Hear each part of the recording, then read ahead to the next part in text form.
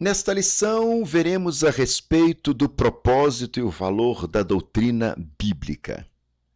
A proposta é fazer, juntamente com os nossos alunos, uma reflexão a respeito da doutrina de Moisés, uma referência à lei que Deus entregou ao seu servo, bem como as suas aplicações. E é importante ressaltar que no decorrer dessa lição, que a expressão antiga aliança se refere a uma parte importante do plano divino na história e não deve ser negligenciada nem declinada pelos crentes da atualidade. Veremos tanto na individualidade das pessoas quanto na coletividade do seu povo, Deus estabeleceu importantes e eternas alianças. Um exemplo é a aliança que ele fez com Israel e que é denominada de os 10 Mandamentos. Esse acordo foi entregue a Moisés no Monte Sinai. Êxodo 34, verso 28. Assim como a nova aliança, a antiga, cumpriu o propósito de Deus. Eu sou o professor Daniel Ramos e estamos na segunda lição do primeiro trimestre de 2024, a doutrina de Moisés.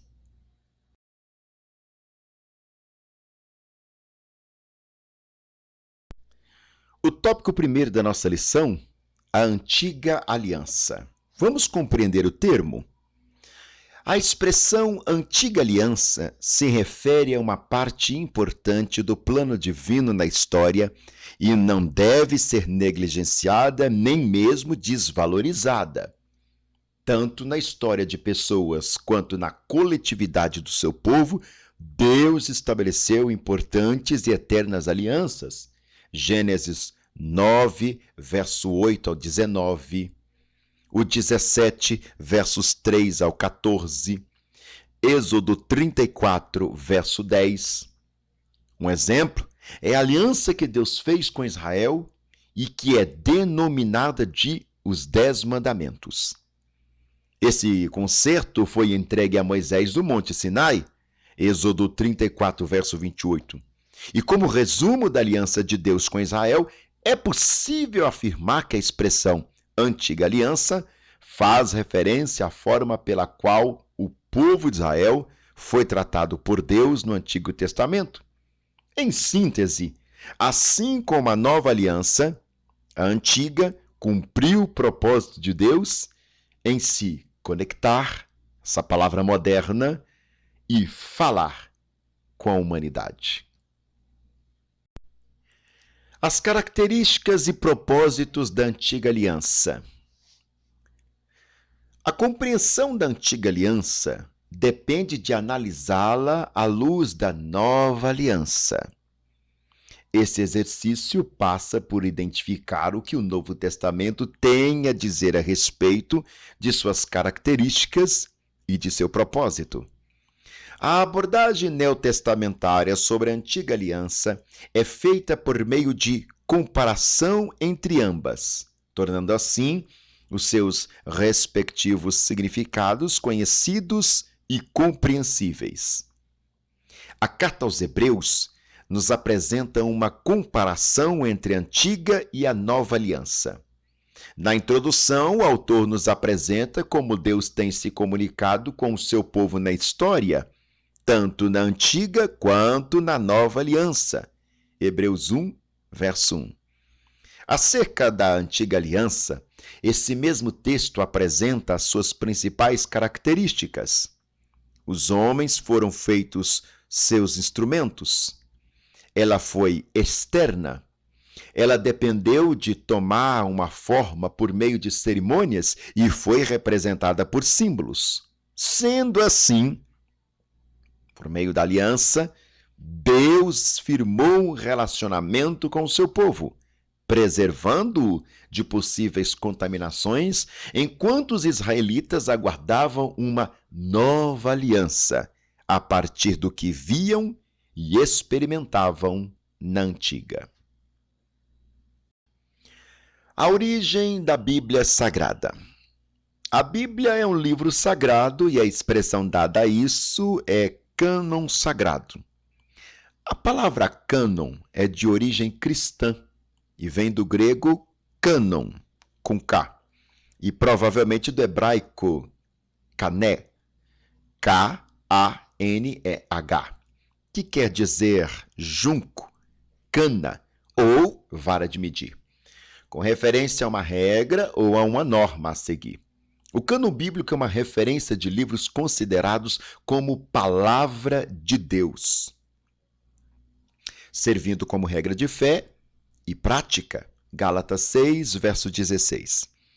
A canonização dos livros da Bíblia foi feita por concílios eclesiásticos nos quais os livros eram considerados úteis para a fé e a adoração cristã. Os livros do Antigo Testamento foram aceitos como sagrados pelos judeus e nos dias de Jesus a sua composição já existia.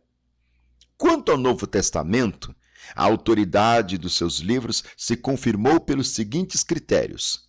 A. Deveriam ter sido escritos por um dos apóstolos ou por alguém bem próximos a eles. B. O conteúdo deveria ser coerente com os ensinos da Igreja e dos demais livros sagrados. E C. Deveriam ser conhecidos e reconhecidos na Igreja. Os concílios não concedem autoridade divina às Escrituras, mas apenas a reconheceu. O segundo tópico, doutrinas litúrgicas. O que eram? As doutrinas litúrgicas também são identificadas como leis cerimoniais. Essas leis regulamentam o sistema de ritos, ordenanças e cerimônias, inclusive na oferta de animais em sacrifício a Deus, inicialmente no tabernáculo e depois no templo. Além dos sacrifícios de animais, as leis cerimoniais consistiam em holocaustos e observâncias de festas religiosas. O ato de sacrificar animais está implícito na ação de Deus em vestir Adão e Eva logo que pecaram. Gênesis 3, verso 21. E pode ser identificado explicitamente nos dias de Caim e Abel, além de outros casos. Gênesis 4, versos 3 ao 5, Hebreus 11, verso 4. Portanto, elas se constituem tanto de ordenanças como de sacrifícios de animais, e com elas a intenção de Deus foi a de normatizá-la. O que ocorreu quando Israel peregrinava no deserto em momentos antes da constituição do tabernáculo, com vistas à organização das ações que ali ocorreriam. Êxodo 25, versos 8 e 9. Portanto, por meio dos ritos, das ordenanças e das cerimônias que juntos formaram as doutrinas litúrgicas, Deus revelou o seu caráter santo e exigiu o mesmo do seu povo. E qual o propósito? A liturgia cerimonial tinha o propósito de fazer com que o povo concentrasse a sua atenção em Deus. Ela poderia ser dividida da seguinte maneira: em relação a Ele, diante da história, com respeito aos outros povos e quanto ao futuro. Os sacrifícios e as cerimônias que envolviam o combate à impureza tiveram o propósito de indicar o meio do resgate da posição do homem diante do Criador. Historicamente, as festas e os festivais cumpriram o desígnio de lembrar o povo sobre as grandes obras realizadas por Deus ao longo de sua trajetória. A relação com outros povos. O objetivo foi o de distinguir o povo de Deus dos demais povos por meio de restrições alimentares e o uso de roupas diferentes.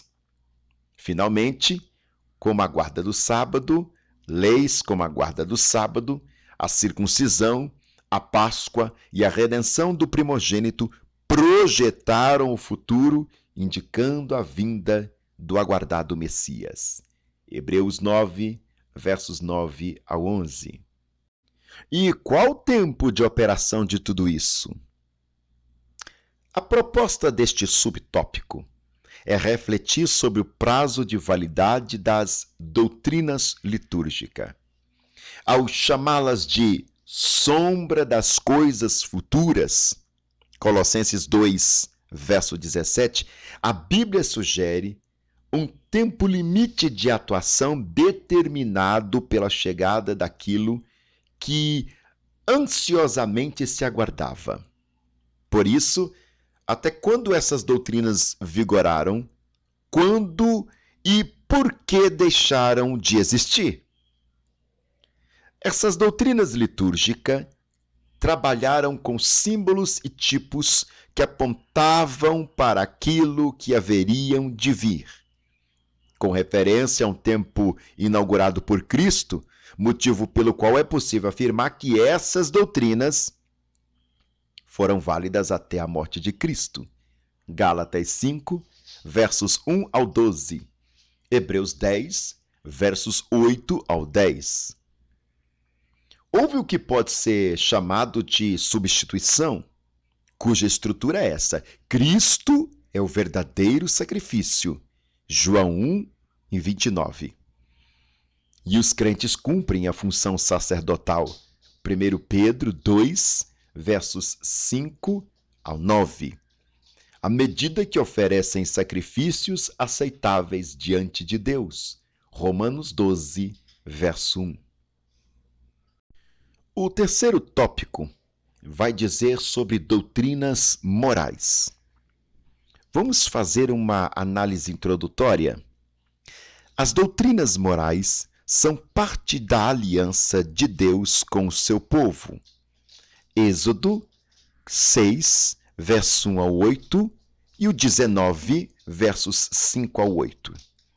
Embora sejam importantes, essas doutrinas não possuem propósito de salvação, pois esta é a obra da graça de Deus, e somente pela fé em Jesus pode ser alcançada. Efésios 2, versos 8 e 9. Essas doutrinas evidenciam a natureza e a vontade de Deus que as entregou a Moisés. Êxodo 20, verso 1. Sendo assim, elas são perfeitas, eternas e imutáveis, e por meio da obediência a elas que Israel foi mantido como povo de Deus. Êxodo 19, verso 5. E pode refletir a santidade divina, claro. Essas doutrinas têm relação direta com os 10 mandamentos e juntos regulamentam o exercício da justiça, o respeito mútuo entre pessoas. Em síntese, as doutrinas morais exprimem parte da lei de Deus, que, nas palavras do apóstolo Paulo, é santa. Romanos 7, verso 12. E como expressão da vontade divina, ela é boa, agradável e perfeita. Romanos 12, verso 2. E o seu propósito? O principal propósito das doutrinas morais é advertir o povo de Deus a não pecar. Êxodo 20, verso 20. Princípio repetido pelo apóstolo João: vos escrevo para que não pequeis. 1 João 2, verso 1. No texto de Êxodo está a expressão provar-vos, que também aparece no episódio em que Deus provou Abraão. Gênesis 22, versos 1 ao 24. Enquanto as doutrinas cerimoniais apontavam para o Cristo, as morais lembram o ser humano sobre a sua condição de pecador e convidam-no a buscar a solução em Deus. As doutrinas morais visam também guiar o crente ao conhecimento da vontade de Deus e a viver em santidade. E a conclusão? Não poderia ser outra. Nessa lição, reafirmamos o lugar da Bíblia como fonte genuína da doutrina cristã.